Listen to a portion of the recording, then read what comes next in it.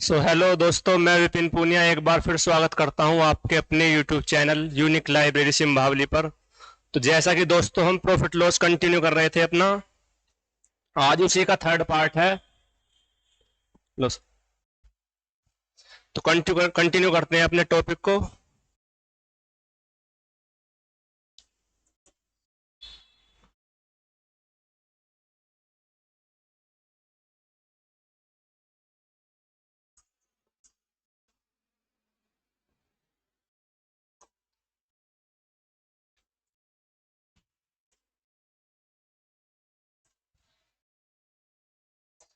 जैसा कि दोस्तों हमने अपनी पिछली वीडियो में क्वेश्चंस किए थे जिसमें कि हमारा लाभ जो है क्रिया मूल्य पर हो रहा था।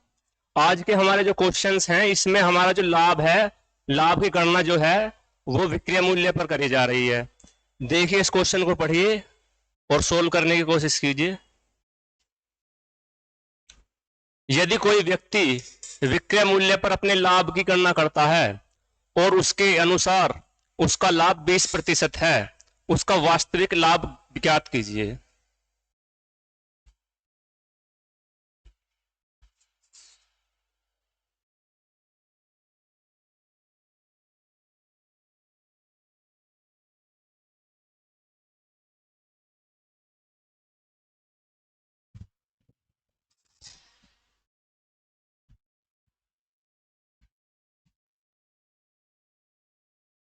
देखिए दोस्तों, लाभ की गणना तो दोस्तों विक्रय मूल्य पर की जा सकती है, लेकिन वास्तविक लाभ की गणना जो की जाएगी वो हमेशा क्रय मूल्य पर की जाएगी। तो अगर हमें यहाँ पे वास्तविक लाभ निकालना है तो सबसे पहले हमें क्रय मूल्य पता होना चाहिए। अब क्योंकि यहाँ पर हमें दिया हुआ है, ऑप्शंस जो दिए हुए हैं परसेंटेज में दिए हुए हैं। परसेंटेज होता है एक तरीके का रिलेशन, पूरी वैल्यू में तो हमें दिया हुआ है ही नहीं कि भाई क्रय मूल्य पर इतना लाभ हो रहा है, इतने रुपए का लाभ हो रहा है।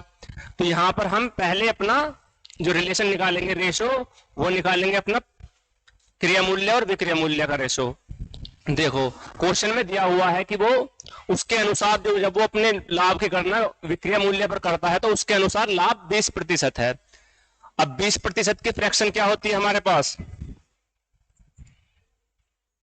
20% की फ्रैक्शन क्या होती है? 1/5, यही तो होती है।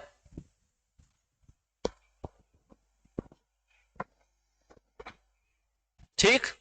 अब वो कह रहा है कि लाभ की गणना जो कर रहा है वो कर रहा है विक्रय मूल्य पे। तो नीचे वाला तो हो गया हमारा विक्रय मूल्य यानी कि सेलिंग प्राइस। ठीक। और सेलिंग प्राइस पे एक हो गया हमारा लाभ। ये जो है ऊपर एक जो है हमारा लाभ, 20% तो बोल रहा है वो कि विक्रय मूल्य का 20% लाभ होता है। तो ये हो गया हमारा प्रॉफिट। ठीक। हमें निकालना है पहले क्रय मूल्य, जब भी तो हम इसका वास्तविक लाभ निकाल पाएंगे जो कि क्वेश्चन में पूछा गया हमसे। तो क्रय मूल्य कितना होगा भाई? 5 रुपए की कोई वस्तु बेची, एक का उस पर लाभ है, तो क्रय मूल्य कितना हो गया? 4 क्रय मूल्य हो गया। क्रय मूल्य कैसे निकलेगा? 5 की कोई वस्तु बेची, एक का उस पर प्रॉफिट हो गया, तो कितना हो गया क्रय मूल्य हमारा? 4। लाभ एक ही है, जबकि लाभ तो 1 रुपए का ही रहना है। तो हम वास्तविक लाभ निकाल सकते हैं क्योंकि अब हमारे पास क्रय मूल्य भी है और लाभ भी है। लाभ कितना है? तो लाभ कितना हो रहा है? Profit percent. 1 यूनिट का लाभ हो रहा है 4 यूनिट पे, क्योंकि वास्तविक लाभ की गणना तो हमेशा क्रय मूल्य पर करी जाएगी ना। एक 1/4 से हम डायरेक्ट आंसर भी लगा सकते हैं कि 1/4 की फ्रैक्शन होती है 25%। ठीक। अगर फ्रैक्शन नहीं पता तो परसेंटेज निकालनी है तो 100 से मल्टीप्लाई कर दो। आंसर कितना आ गया? 25%। ठीक। भाई फ्रैक्शन से हमने लिख लिया कि विक्रय मूल्य पर लाभ की गणना कर रहा है वो। 1/5 हमारी फ्रैक्शन हो गई। नीचे वाला तो हमेशा वो होता है जिसपे कोई गणना की जाती है, जो ओरिजिनल होता है हमारा इनिशियल शुरुआत में, यानी कि विक्रय मूल्य पर गणना कर रहा है। विक्रय मूल्य 5 है और लाभ है 1। कोई वस्तु 5 की बेची जा रही है, 1 का लाभ हो रहा है उस पर, तो हमारा वो उसका क्रय मूल्य क्या हो गया? 5 - 1 4, यानी कि 4 की होगी वो वस्तु, और 4 पे 1 का लाभ हो रहा है, तो वास्तविक लाभ आ गया हमारा 25%। ठीक। आइए नेक्स्ट क्वेश्चन देखते हैं इसी की तरह।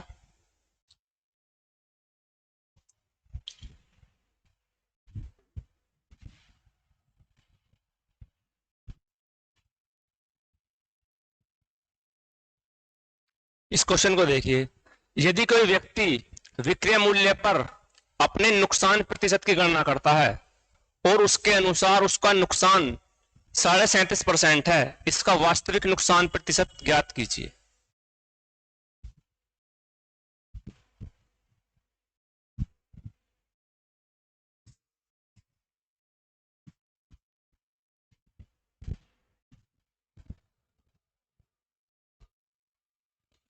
सेम क्वेश्चन है, उसमें जो उसको वो कर रहा था लाभ की गणना विक्रय मूल्य पर, यहां पर वो कर रहा है अपने नुकसान की गणना विक्रय मूल्य पर। देखिए इस क्वेश्चन को, 37.5% की फ्रैक्शन क्या होती है हमारे पास, 3/8। ठीक ठीक, 3/8 फ्रैक्शन होती है। अब इसमें जब वो गणना कर रहा है अपनी विक्रय मूल्य पे, तो नीचे वाला हो गया हमारा सेलिंग प्राइस यानी कि विक्रय मूल्य, और उसे क्या हो रही है, गणना कर रहा है हानि की, अपने की नुकसान की गणना कर रहा है वो, तो यानी कि नुकसान कितना हुआ उसे, लॉस। ये हो गया ऊपर वाला लॉस। 8 की कोई वस्तु बेच रहा है और 3 का लॉस हो रहा है उसे, तो उसका क्रय मूल्य कितना होगा भाई, 8 रुपए की कोई वस्तु बेची, 5 नहीं, उसे नुकसान हो रहा है यहां पे। 8 की वस्तु बेची, 3 की उसे हानि हो रही है, तो यानी कि क्रय मूल्य ज्यादा रहा होगा ना विक्रय मूल्य से, तो क्रय मूल्य कितना होगा,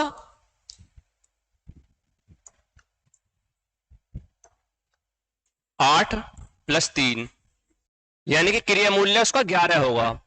तो अब हम हानि, वास्तविक हानि प्रतिशत निकाल सकते हैं कि 11 रुपए की चीज थी, 3 रुपए की हानि पर बेची,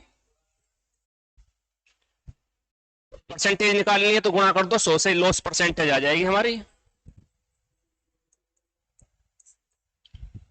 कितनी आ गई, 300/11%। Option number D. ठीक, कोई प्रॉब्लम।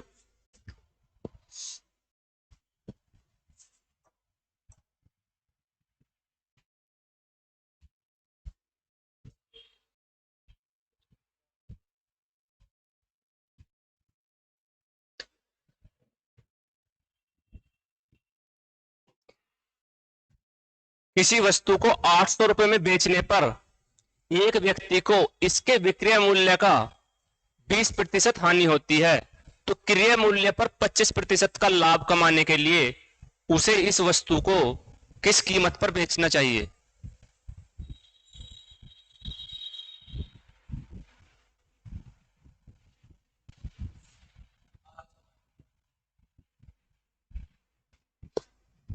देखिए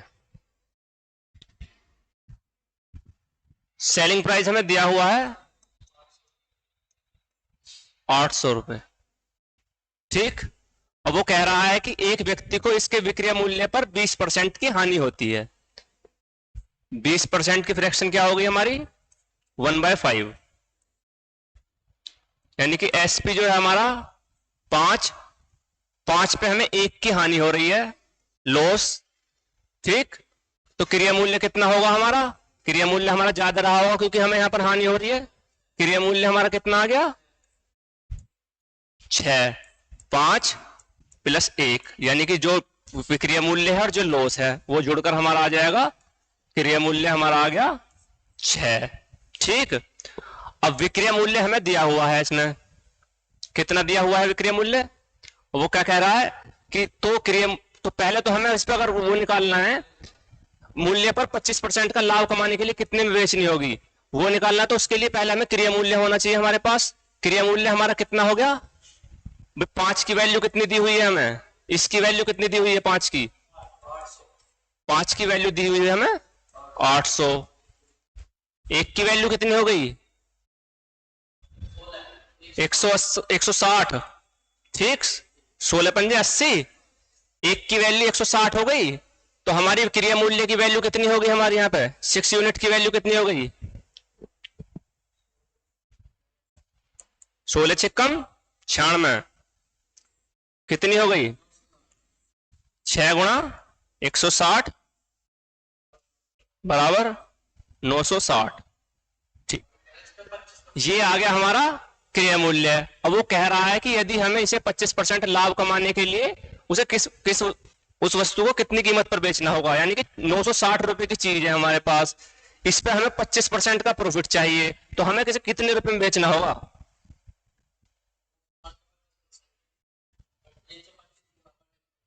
देखो 960 पे हमें 25% का प्रॉफिट चाहिए, ठीक, तो इसे कितने रुपए में बेचना होगा। 25% की फ्रैक्शन क्या होती है 1/4, यानी कि 25% का प्रॉफिट चाहिए तो 4 से 5 में बेचना पड़ेगा, यानी कि 5/4 में। ठीक, ये हमारा विक्रय मूल्य होगा। अब हम इसे हिस्से से काट देंगे, कितनी बार जाएगा 24 बार, 24 चौक 96 240 हो गया।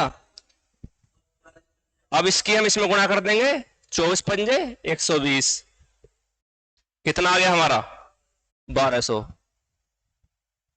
ये हमारा विक्रय मूल्य आ गया जब हम इसे 25% के लाभ पर बेचेंगे। ठीक, सीधी सीधी बात है, पहले हमें क्रय मूल्य पता होना चाहिए, क्रय मूल्य के बाद में अगर हमें लाभ पे बेचना तो हम लाभ पे बेच देंगे, और ये 1 यूनिट का मान हमें इससे निकल जाएगा क्योंकि हमें विक्रय मूल्य दिया हुआ।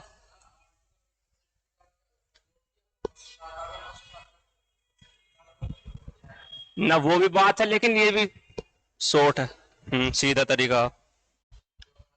जोड़ना घटाना और टाइम बचाने का तरीका यही तो है ना।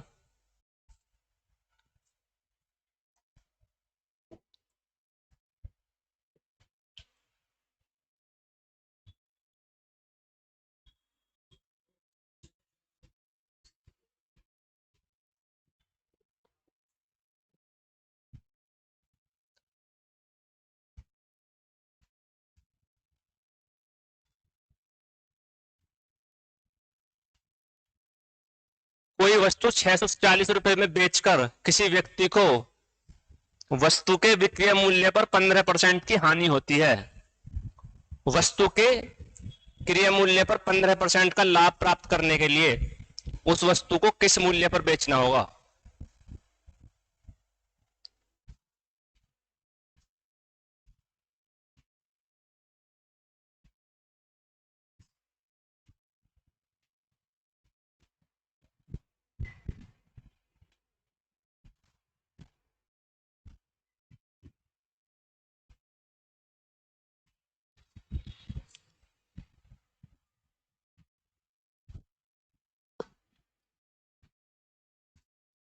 सेम क्वेश्चन है जैसा कि पीछे पहले वाला क्वेश्चन कराया था अभी।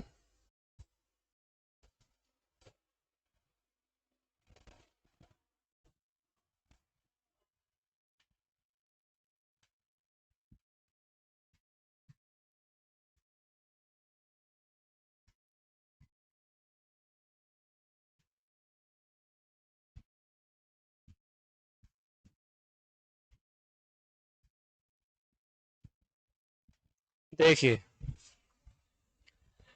वस्तु का विक्रय मूल्य हमें दिया हुआ है, सेलिंग प्राइस कितना दिया हुआ है 640। ठीक, और वो कह रहा है कि वस्तु को विक्रय मूल्य पर 15% की हानि होती है। 640 रुपए में बेचने पर व्यक्ति को विक्रय मूल्य पर 15% की हानि होती है।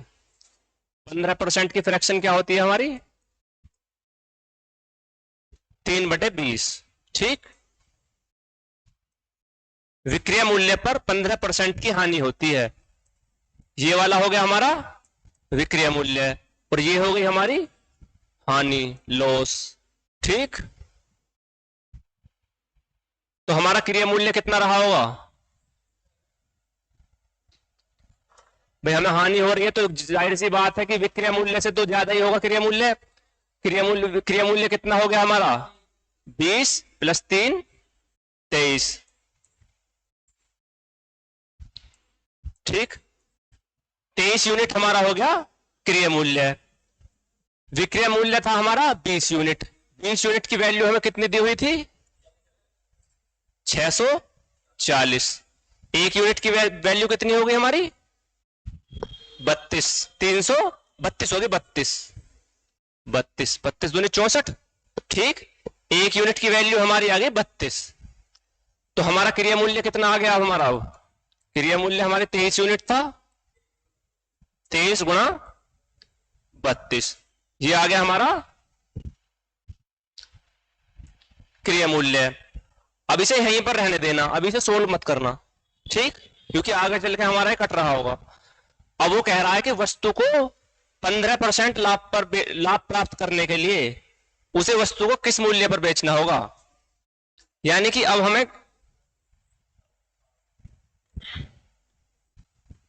15% का लाभ प्राप्त करना है इस पे, ठीक। तो इसे कितने में बेचना होगा? 15% का लाभ यानी कि 20 से 23 में बेचना होगा, ठीक।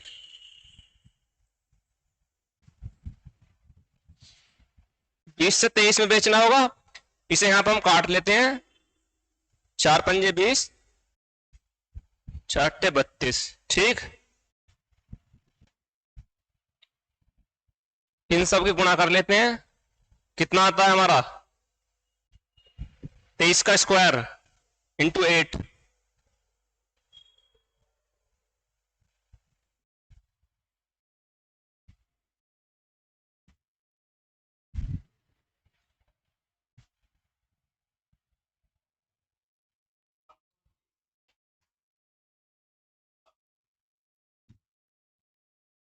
तेईस का स्क्वायर हो गया हमारा 529 इंटू 8 अपॉन में आ गया 5, ठीक। अब इसकी गुणा करेंगे और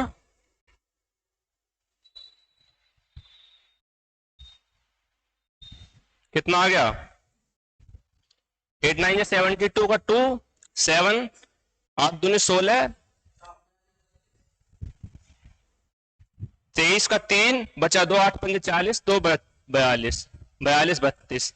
अब हम इसे 5 से डिवाइड करेंगे तो कितना आ गया हमारा? 8 टाइम जाएगा, 5 अट्ठे 40, बचा 2, 5 चौक 20, बचा 2,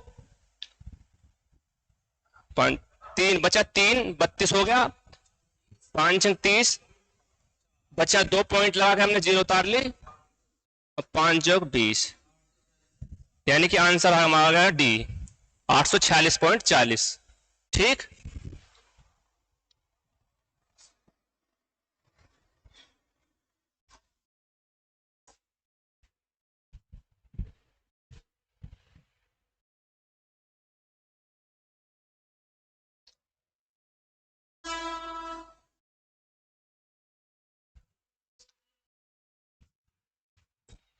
अब देखिए इस क्वेश्चन को, कंसेप्ट चेंज हो गया है इसमें। एक वस्तु को 13,400 में बेचने पर होने वाला लाभ वस्तु को 16,000, उसी वस्तु को 11,600 में बेचने पर हुए नुकसान के बराबर है। अगर इसे हम 14,750 में बेचा जाए तो लाभ क्या होगा?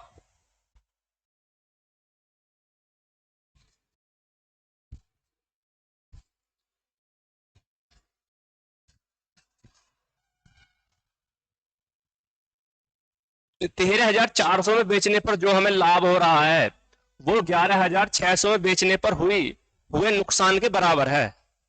तो सबसे पहले तो हमें अगर लाभ निकालना है, वो बाद में से इतने 14,750 में बेचना है, तो सबसे पहले तो हमें क्रिया मूल्य पता होना चाहिए, जब भी तो हम लाभ या हानि निकाल पाएंगे।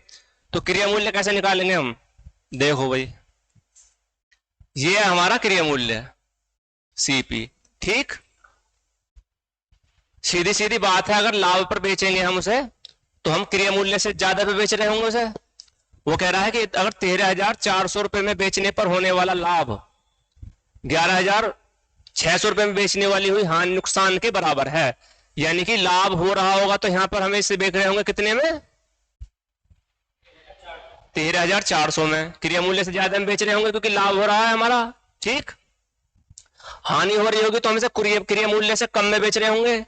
क्रिया मूल्य से कितने कम में कितने में बेच रहे हैं हमसे? 11,600, ठीक। अब वो कह रहा है कि जितना लॉस हुआ 11,600 में बेचने पर वो हुए 13,400 में बेचने पर हुए लाभ के बराबर है। हम मान लेते हैं कि हमें यहां पर एक्स लॉस हुआ, ठीक, माइनस से डिनोट कर दिया, और यहां पर हमें x% का प्रॉफिट हुआ। हमें निकालना है सीपी। अब हमें सीपी निकालना है, तो सीपी हमारा बराबर हो जाएगा भाई, अगर हम जितना 11,600 में जो हमारा लॉस हुआ है उसे जोड़ दें तो भी हमारा सीपी आ जाएगा, और 13,400 में जितना हमारा प्रॉफिट हुआ है उसे घटा दें तो भी हमारा सीपी आ जाएगा। तो हमारा सीपी कैसे आ जाएगा, 11,600 प्लस एक्स, ठीक।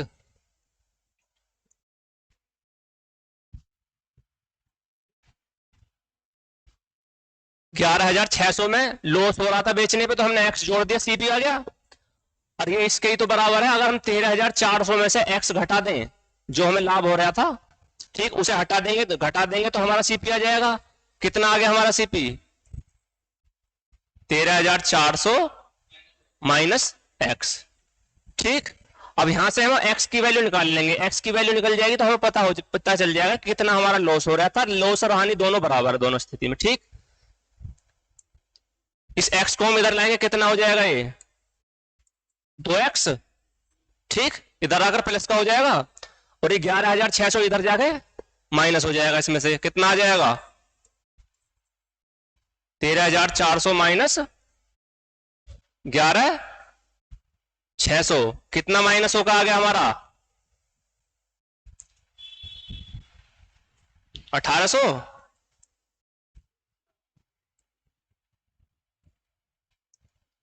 कितना आ गया भाई 1,800, 600 प्लस 1,200 हो गया, 1,400 उधर है, 1,800। एक्स की वैल्यू कितनी आ गई, एक्स की वैल्यू 900, यानी कि 11,600 में बेचने पर 900 रुपए की हानि हो रही होगी, और 13,400 में बेचने पर 900 रुपए का लाभ हो रहा होगा हमारा, ठीक।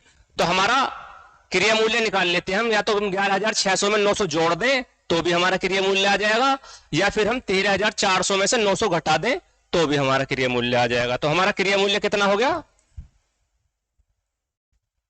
11,600 प्लस 900, कितना हो गया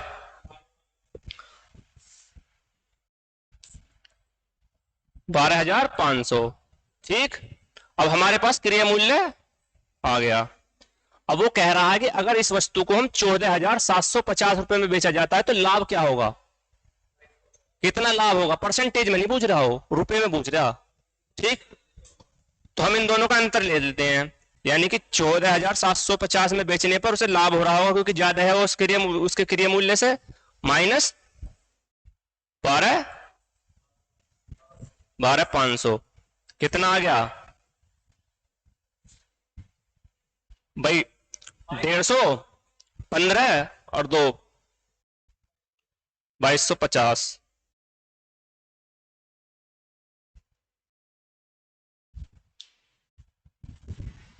ऑप्शन नंबर डी 2250 हमारा लाभ आ रहा होगा अगर हम इसे 14,750 में बेचते हैं। सबसे पहले हमारे पास क्रिया मूल्य पता होना चाहिए, क्वेश्चन में सबसे पहले हम क्रिया मूल्य निकालेंगे, फिर जो बूझेगा वो निकाल सकते हैं हम, ठीक। अब देखो इसका एक शॉर्टकट देखो, शॉर्टकट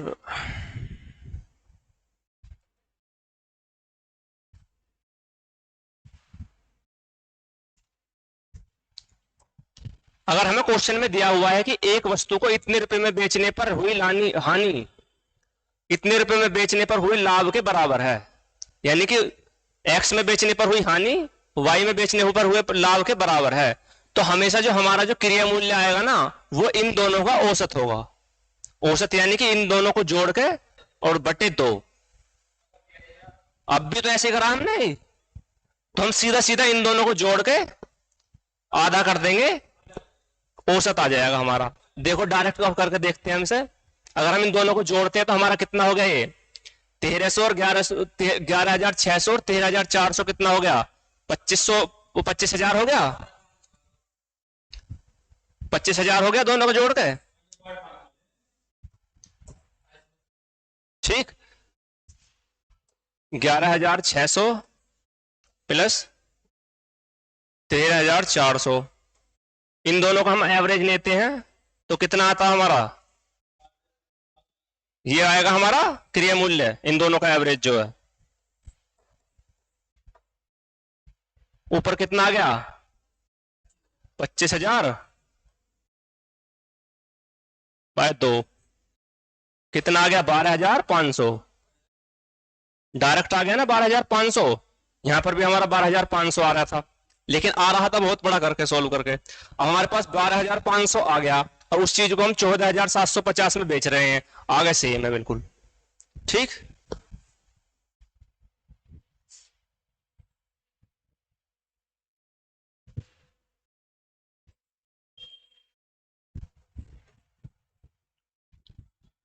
बढ़े अपने अगले क्वेश्चन पर।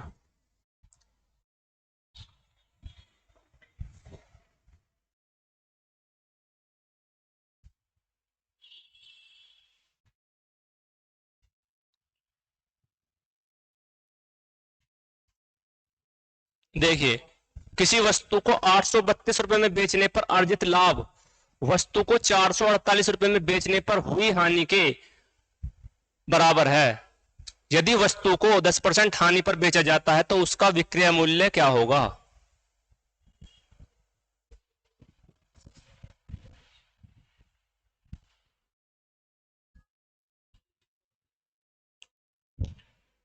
पहले तो हमारे पास क्रिया मूल्य होना चाहिए, जब भी तो हम उसे हानि या लाभ पर बेच सकते हैं। तो पहले हम क्रिया मूल्य निकालेंगे, जैसे पिछले तरीके पिछले वाले क्वेश्चन में हमने किया था।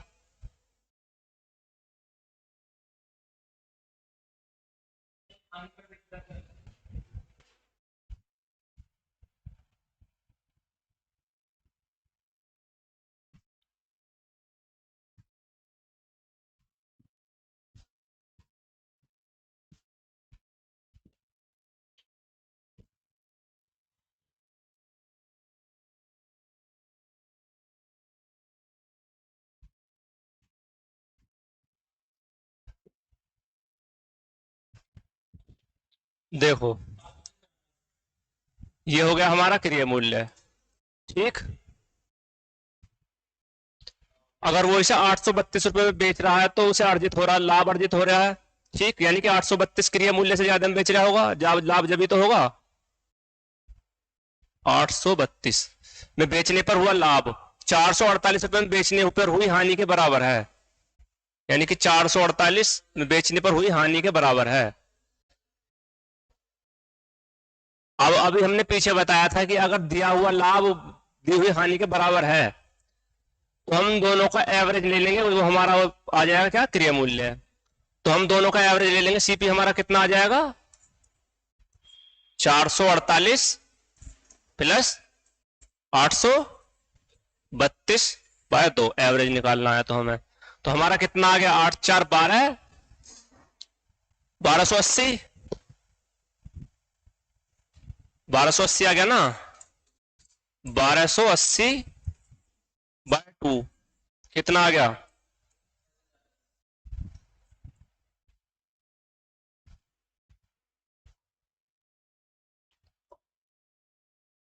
640। ये आ गया हमारा क्रिय मूल्य। अब हमारे पास क्रिय मूल्य भी है, अब हमें इसे 10% हानि पर बेचना है तो उसका विक्रय मूल्य क्या होगा।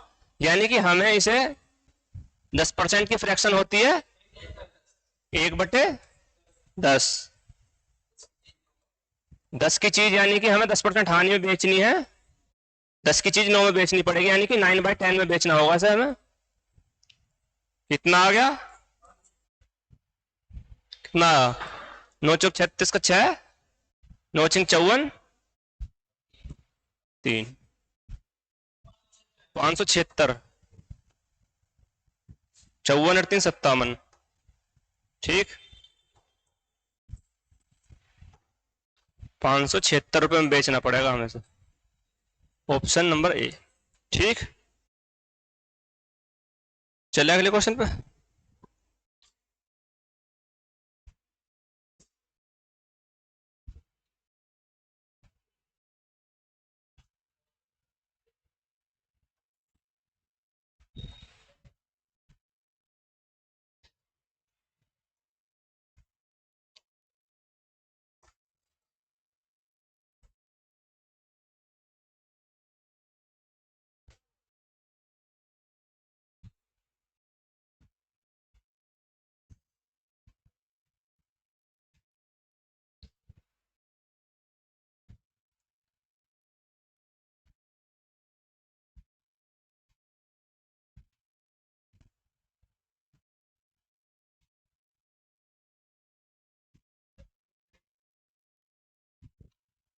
देखो ये ऐसे नहीं होगा जैसे कि उसमें हमने वो कर दिया था, एवरेज ले लिया था। वो सिर्फ वहीं लगाएगा जहां पर हमें ये दिया होगा कि इतने रुपए में बेचने पर हानि और इतने रुपए में बेचने पर हुआ लाभ, दोनों बराबर है। लेकिन यहाँ पर बराबर नहीं है, देखो। और इसमें क्या कह रहा है कि जब सुलेखा एक वस्तु को 870 में बेचती है तो उसे जो लाभ प्राप्त होता है वह उसे 450 रुपए में बेचने पर हुई हानि के 2 गुने के बराबर है। तो देखिए इसे बनाते हैं हम अपने सवाल को। ये हो गया हमारा क्रिया मूल्य, ठीक। 870 में जो बेचती है उसे लाभ होता है कुछ, ठीक। 870 में बेचने पर हुआ लाभ, 450 रुपए में बेचने पर हुई हानि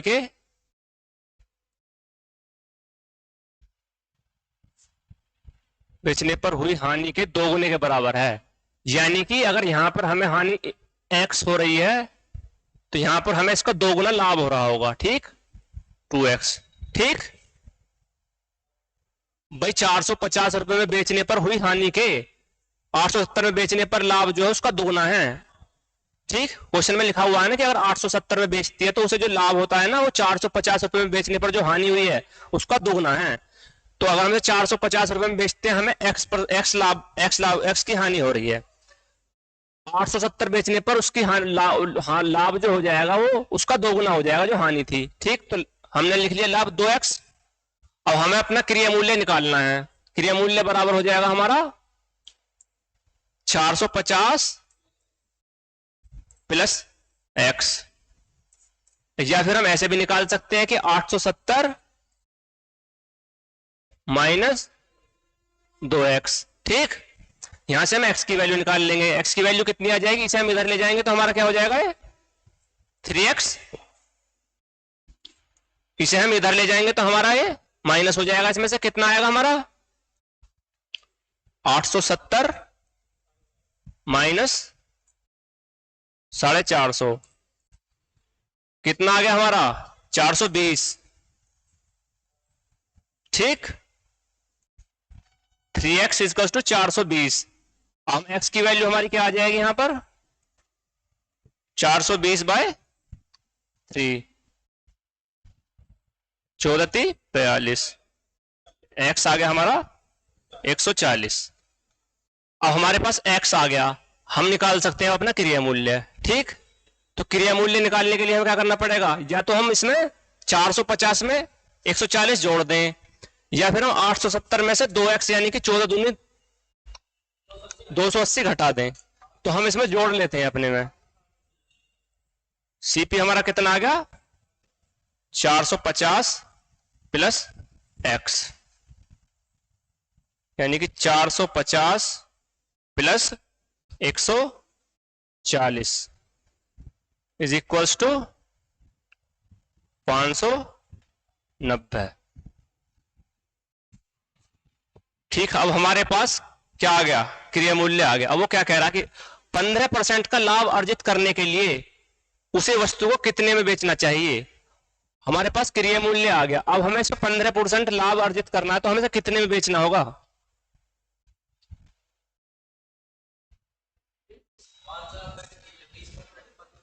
पंद्रह % का हमें इस पर लाभ चाहिए, ठीक। यानी कि 15% की फ्रैक्शन क्या होती है 3/20, यानी कि 20 से हमें से 23 में बेचना है।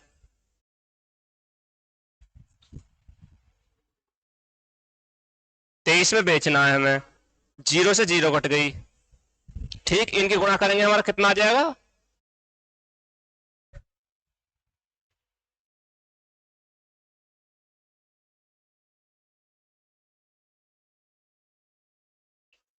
29.5 इंटू 23, कितना आ गया हमारा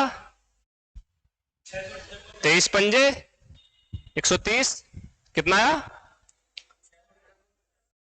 668.78.50, ऑप्शन ए, ठीक। समझ में आ गया भाई। सेम बात है जो पिछले में करा, पिछले में हमारे पास दिया हुआ था हानि इतने में बेचने पर हानि इतने में बेचने पर लाभ के बराबर है, तो वहां पर तो हमने सीधा कर दिया। इसका शॉर्ट भी बताऊंगा अभी मैं।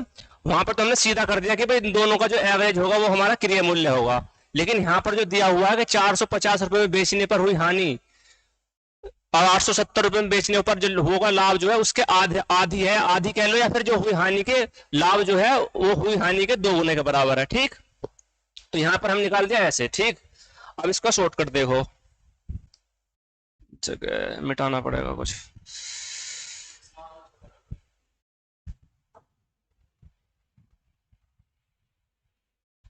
ठीक,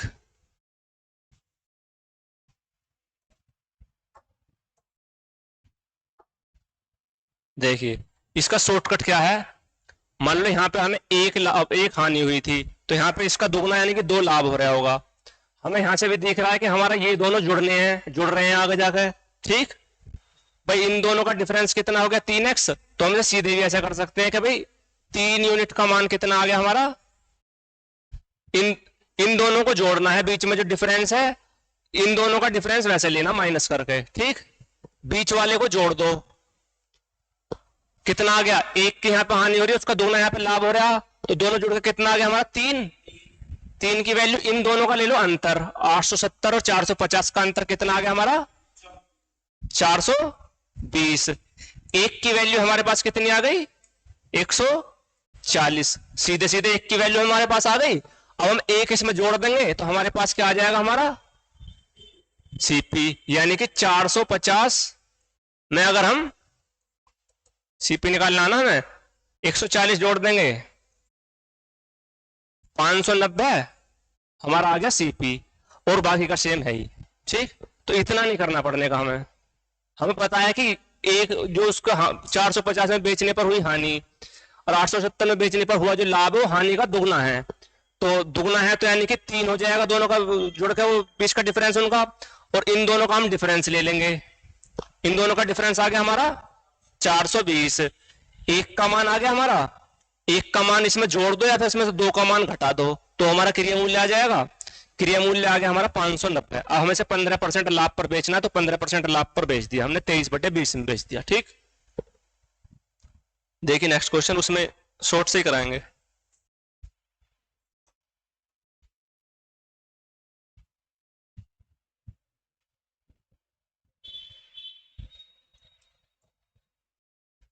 अनु ने कुछ लाभ में 480 में एक लेख बेचा। अगर उसने 400 रुपए में बेचा होता तो शुरुआती लाभ के 1/3 के बराबर नुकसान होता। लेख का लागत मूल्य क्या है।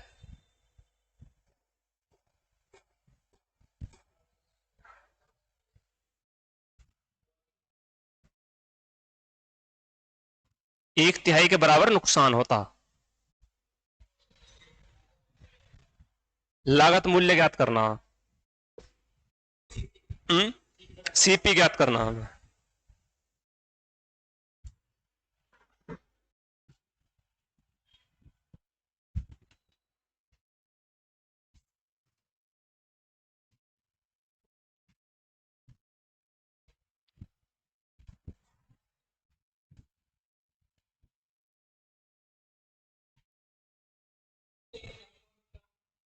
देखो इस समझो, ये हो गया हमारा सीपी। ठीक, उसने क्या कहा है कि अगर उसे अनु ने कुछ लाभ पर 480 में एक लेख बेचा, यानी कि सीपी से फालतू में ज्यादा में बेचा होगा 480 रुपए में, तो उसे लाभ हुआ होगा। ठीक, 480 में बेचा हुआ तो उसे लाभ हुआ, और 400 उसने अगर उसने उसे 400 रुपए में बेचा होता, यानी कि 400 में बेचने पर हुई होगी उसे हानि। 400 रुपए में बेचा होता तो शुरुआती लाभ के 1/3 के बराबर से नुकसान होता, यानी कि इसमें शुरुआत में बेचने पर उसे लाभ हो रहा था। ठीक है, उसके जितना लाभ हो रहा था उसका 1/3 के बराबर से हानि होगी। ठीक, अगर यहां पे हमें उसे 3 का लाभ हो रहा था, ठीक, तो यहां पे 1 की उसे हानि होगी। हो गया ना उसका 1/3 के बराबर। शुरुआत में बेचने पर लाभ के 1/3 के बराबर हानि होती है। ठीक, अगर यहां पे 3 का उसे लाभ हो रहा था तो यहां पे उसे 1 की हानि हो रही होगी। ठीक, अब हमारा सेम बन गया क्वेश्चन, जैसे कि हम इन दोनों को जोड़ते थे बीच वालों को, तो कितना आ गया हमारा 3 और 1 4। इन दोनों का डिफरेंस कितना आ गया? इन दोनों का डिफरेंस 80। एक का मान आ गया हमारा 20। ठीक, अब हमें निकालना है क्रिया मूल्य। तो चाहे तो तुम 400 में 20 जोड़ दो एक का मान, या फिर 480 में से 20 या 60 का मान घटा दो, 20 या 60 घटा दो। तो हम 400 में जोड़ देंगे क्रिया मूल्य निकालने के लिए। 400 प्लस 20, 420 हमारा आ गया। ठीक, देख रहे हो सारे सवाल आए हुए हैं, सीजीएल सब।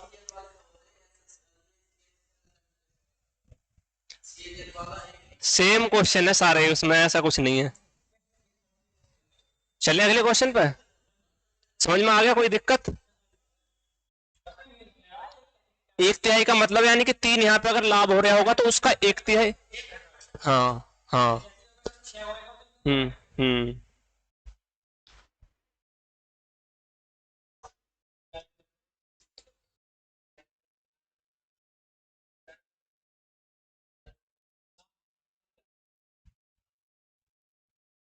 अब देखो,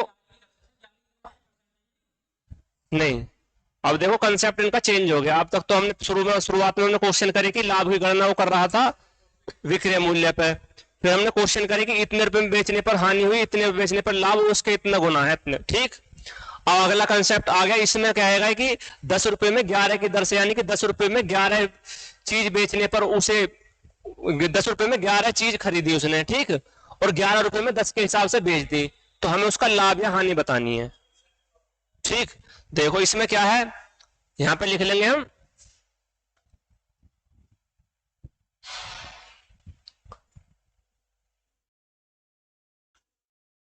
मूल वस्तु लिख लेते हैं यहां पर हम।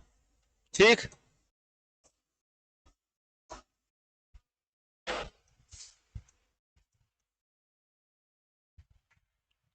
वस्तु, और यहां पे लिख लेते हैं हम मूल्य।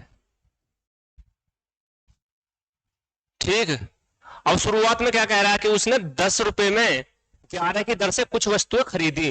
यानी 11 की दर से कहने का मतलब है कि 10 रुपए में 11 वस्तुएं खरीदी उसने। ठीक है ना?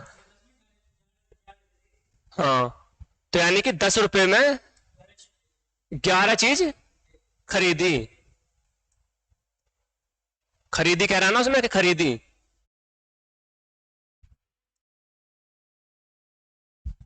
10 रुपए में 11 की दर से कुछ वस्तुएं खरीदी। ठीक है, और 11 रुपए में 10 के हिसाब से बेच दी। 11 रुपए में 10 के हिसाब से बेच दी।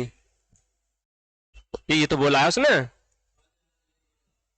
11 वस्तुएं 10 रुपए के हिसाब से खरीदी उसने। हम्म। हाँ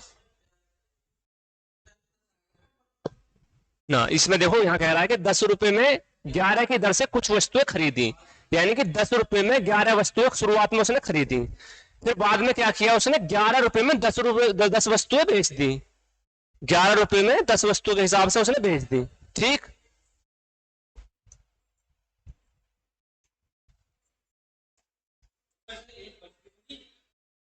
ठीक, अब यहां पर क्या होगा, ये तो हो गया हमारा मूल्य। शुरुआत में लिख लेते हैं इसे।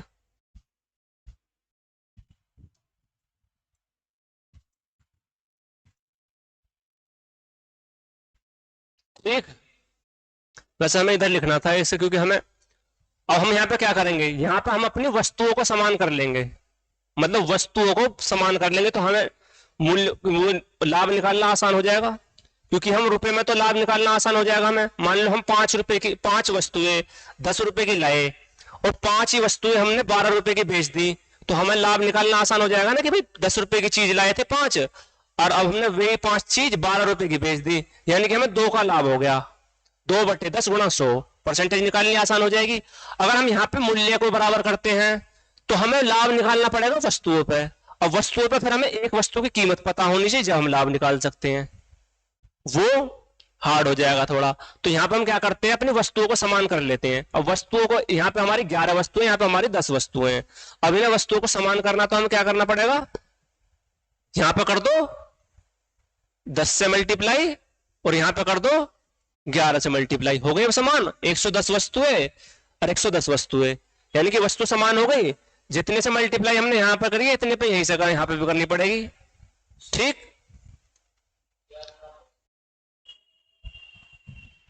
यहाँ पे 11 होगी।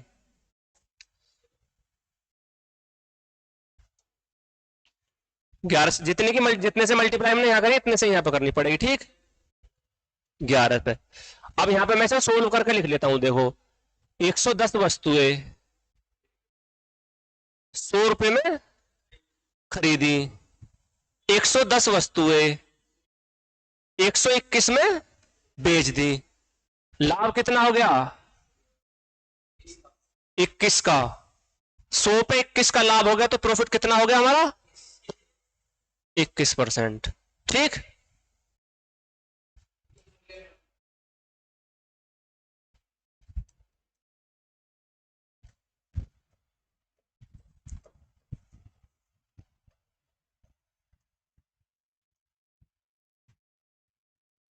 ठीक, समझ में आया कैसे? ना ना, देखो इस ऐसे वाले क्वेश्चन में हमेशा जो है दी हुई वस्तुएं समान कर लो। वस्तुएं समान कर लोगे थे, तुम्हें पता चल जाएगा कि भाई इतनी वस्तुएं हमने इतने रुपए में खरीदी और उतनी वस्तुएं हमने इतने रुपए में बेच दी। तो हमें लाभ निकालना, लाभ या हानि निकालनी आसान हो जाएगी।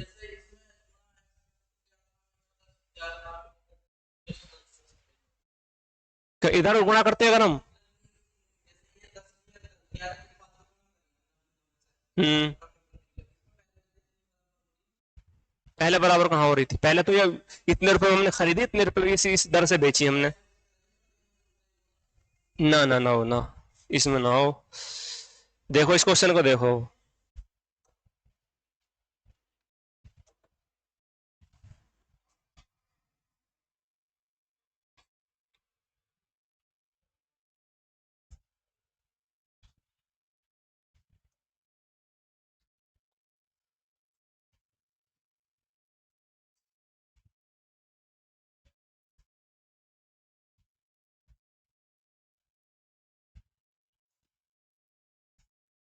189 में 36 के हिसाब से कुछ वस्तुएं खरीदी, 189 में 45 के हिसाब से बेच दी। लाभ या हानि प्रतिशत ज्ञात कीजिए।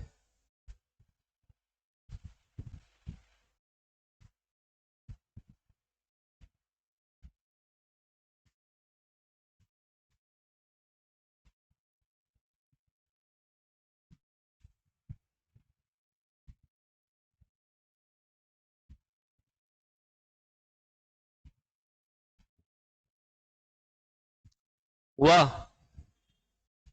वो वस्तुएं समान करनी है, सेम वही कंसेप्ट। देखो यहां पर लिख लेते हैं हम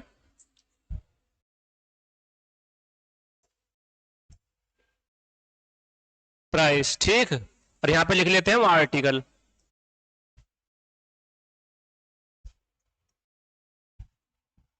ठीक, देखो अब यहां पे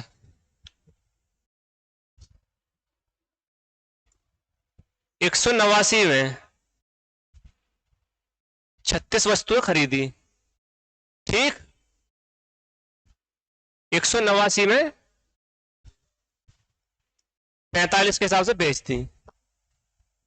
ये तो उसने खरीदी थी,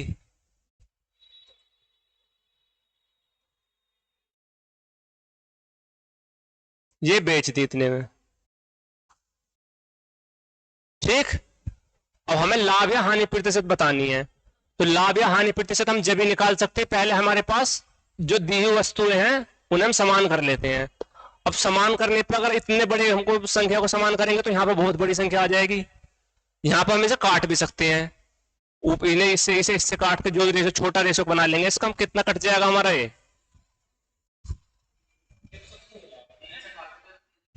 3 से काट लेते हैं हमसे। 12 36, 3 3 9, 63 यहाँ पे आ गया। इसे भी 3 से ही काट लो, कितना आ गया 15 45, और यहां पे भी 63। लेकिन अभी हमारे पास जो है क्रिया वो जो मूल्य है वो ही समान हुआ, करनी है हमें वस्तुएं समान।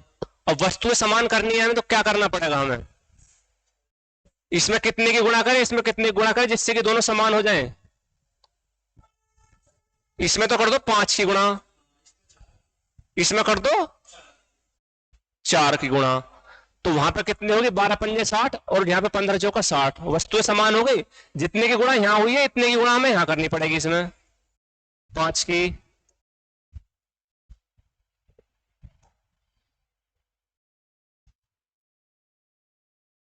ठीक, ऐसे ही जितने की यहां पे हुई इतने की हमें यहां पे भी करनी पड़ेगी, इसमें 4 की। अब जो थोड़ा सा सोल्व करके लिख लेते, कितना आ गया हमारा, इधर तो आ गया हमारा 60, यहाँ पे भी हमारा 60 आ गया, यहाँ पे कितना आ गया 6 पंजे 30 और 5 तिया 15, 315, यानी कि 360 वस्तुएं 315 रुपए में खरीदी, और 60 वस्तुएं कितने में बेच दी, 6 चौक 24 240 और 4 तिया 12 252। ठीक, 60 वस्तुएं 315 रुपए में खरीदी और 60 वस्तुएं 252 रुपए में बेच दी, तो दिख रहा सीधा सीधा हानि हुई है। कितने की हानि हुई है 63। कितने पे हुई है हानि, जो खरीदी है उस पर तो हानि होगी, 315 में हमने खरीदी थी,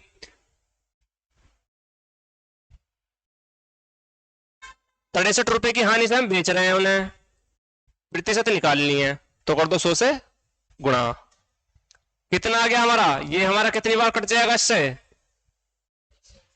5 बार, 63 पंजे 315, 5 30 5 तिया 15, 1/5 आ गया, सीधे सीधे भी लगा सकते हैं 20%। ठीक,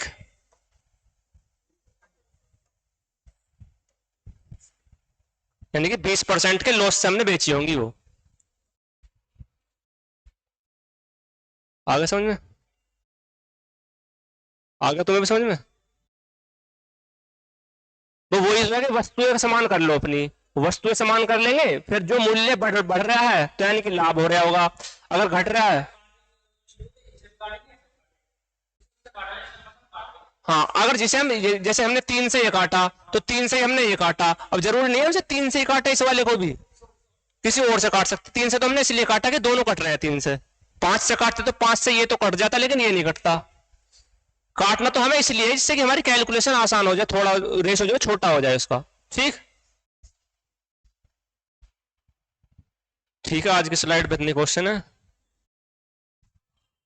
ठीक है दोस्तों, मिलते हैं कल के सेशन में। अगर वीडियो अच्छी लगी हो तो वीडियो को लाइक करें और चैनल को सब्सक्राइब करें। थैंक यू, धन्यवाद।